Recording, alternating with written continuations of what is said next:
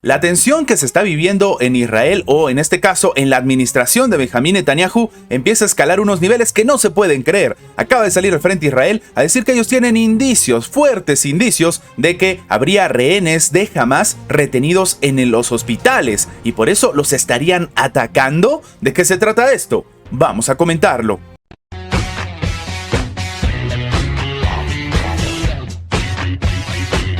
El primer ministro de Israel, Benjamín Netanyahu, acaba de asegurar que existen fuertes indicios de que los rehenes retenidos por Hamás se encontraban en el hospital Al-Shifa de Gaza. Ahora, ¿cuál es el problema? Que hicieron todo un operativo, se metieron, se cobraron vidas de inocentes y acaba de confirmar que de momento el ejército efectuó pues la operación militar en el lugar, pero que los rehenes, no estaban allí, así como lo están escuchando. Pero esto sigue escalando a niveles todavía peores. Él mismo dice que tenían fuertes indicios, de que ahí estuviesen los rehenes, aunque la realidad ha sido diferente. De hecho, al ser consultado sobre el paradero actual de los rehenes, Netanyahu ha dicho que si estaban allí, entonces habían sido sacados, retirados. Y entonces uno empieza a preguntarse, ¿de verdad esta era la información que tenía el primer ministro de Israel? Él mismo no ha especificado tampoco los datos de inteligencia que maneja su gobierno respecto a los secuestrados por el grupo Hamás, mencionando que cuantos menos diga al respecto es mejor para poder trabajar.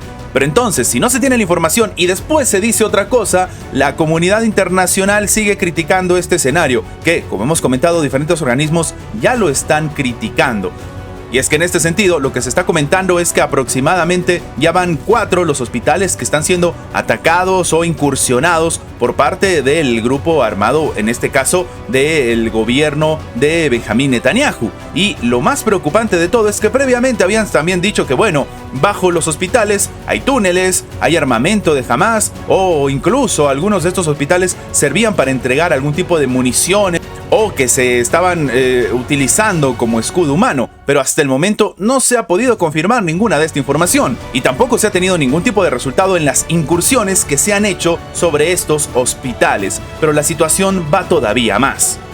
Y es que la CNN le hizo una pregunta a Netanyahu. Le dijo si iba a asumir la responsabilidad por lo que había sucedido el 7 de octubre. Es decir, el ataque del grupo Hamás a territorio de Israel. Lo cual ha sido un escándalo porque muchos dicen que en ese momento en lo que más estaba preocupado Netanyahu era en su reforma judicial y en los casos de corrupción por el cual estaba siendo investigado. Incluso se iba a ir a juicio. Y entonces la CNN le hizo pues esta pregunta. ¿Qué va a pasar con respecto a lo que sucedió el 7 de octubre? Pues Netanyahu se acaba de negar a responder si iba a asumir algún tipo de responsabilidad por no haber impedido este ataque, afirmando que ya iba a haber tiempo para esas preguntas difíciles cuando termine la guerra. Para algunos, de hecho, lo que está sucediendo ahora sería hasta favorable a la imagen política de Benjamín Netanyahu, porque sigue en el poder, hizo una coalición, un gobierno de emergencia, y en este momento estamos viendo cosas totalmente diferentes. Ahora, en una entrevista con Dana Abash de CNN, Netanyahu reconoció que esta es una pregunta que sí, es verdad, hay que hacerse, pero el país por ahora necesita unirse en torno al objetivo de derrotar a Hamás, el grupo militante que controla Gaza y que lanzó pues el ataque contra Israel. Él mismo dice que van a responder a todas las preguntas. Sí, también añade que en este momento cree que lo que tienen que hacer es unir al país con un solo propósito, lograr la victoria. Centrémonos en la victoria, esa es mi responsabilidad ahora. Es lo que ha terminado afirmando Benjamín Netanyahu y que también demuestra lo que estaba diciendo Estados Unidos y diferentes expertos. El hecho de que de un tiempo a esta parte Netanyahu ha empezado a tener cierto declive o poca aceptación dentro de su gobierno y dentro también de cara a la población en Israel, porque sencillamente no está haciendo su trabajo o las medidas que ha tomado incluso han sido desproporcionadas. Propios, incluso analistas o también hemos visto hasta ciudadanos de Israel están reprochando lo que está sucediendo con Palestina porque lo único que hace esto es incrementar una espiral de odio.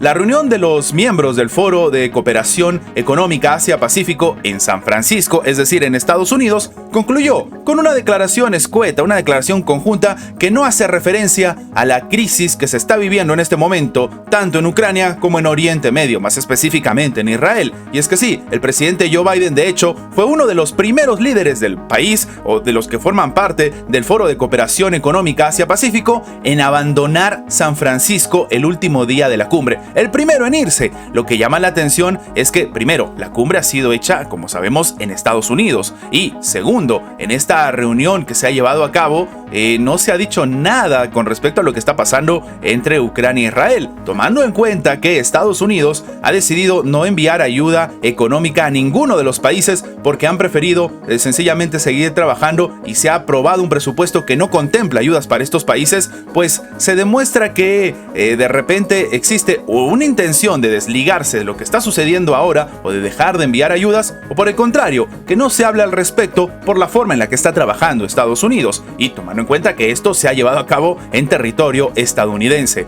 Los 21 países adoptaron por unanimidad la declaración del Golden Gate, que promete, pues, en este caso, seguir adelante en materia de la mejora de comercio, la ecologización de la economía y la lucha contra el cambio climático, así como aprovechar los avances tecnológicos y continuar el debate internacional sobre la gobernanza de la tecnología digital. Lo que llama la atención es que precisamente en este foro había salido al frente el presidente de Colombia a decirle a los diferentes funcionarios, y sobre todo a Joe Biden, que en esa cumbre estaban sentados varios políticos que permitían la guerra, haciendo referencia sobre todo a Joe Biden. Y sí, esto lo hizo precisamente mientras se llevaba a cabo el foro, lo hizo ahí presente en la mesa redonda. Pero claro, cuando ha terminado la cumbre, cuando ha terminado el foro, sencillamente todos los países se callaron la boca y no dijeron nada. Pero lo peor recién está por comenzar.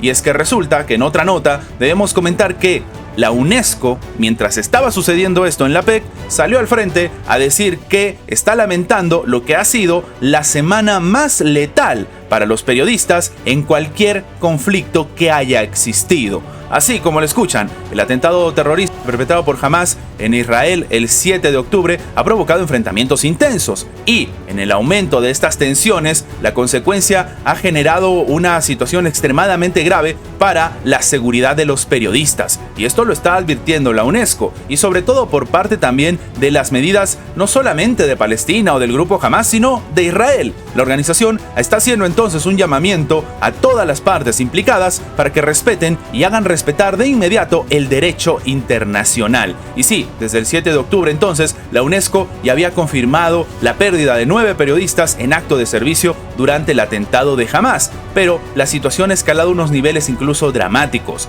De hecho, lo que se está diciendo es que el derecho internacional humanitario, que incluye la resolución 2222-2015 del Consejo de Seguridad de la Organización de las Naciones Unidas, que establece que periodistas, profesionales de los medios de comunicación y personal relacionado que cubren situaciones de conflicto sobre, en este caso, lo que está pasando en esta parte del mundo, deben ser tratados y protegidos como si fueran civiles, que no sean objetivos de guerra. Sin embargo, lo que está sucediendo no se ha visto en la historia reciente, y es la UNESCO la que sale al frente a hacer esta denuncia, y en este caso, como hemos comentado, quien guarda silencio es Estados Unidos, y lo hace en un foro donde más de 20 países se estaban reuniendo y no se dice nada al respecto, cuando se supone que en este foro se tiene que hablar de, en este caso, lo que serían los nuevos retos en la economía actual. Y lo que está pasando en Oriente Medio y lo que está pasando en Ucrania son precisamente eso, un reto para la estabilidad mundial.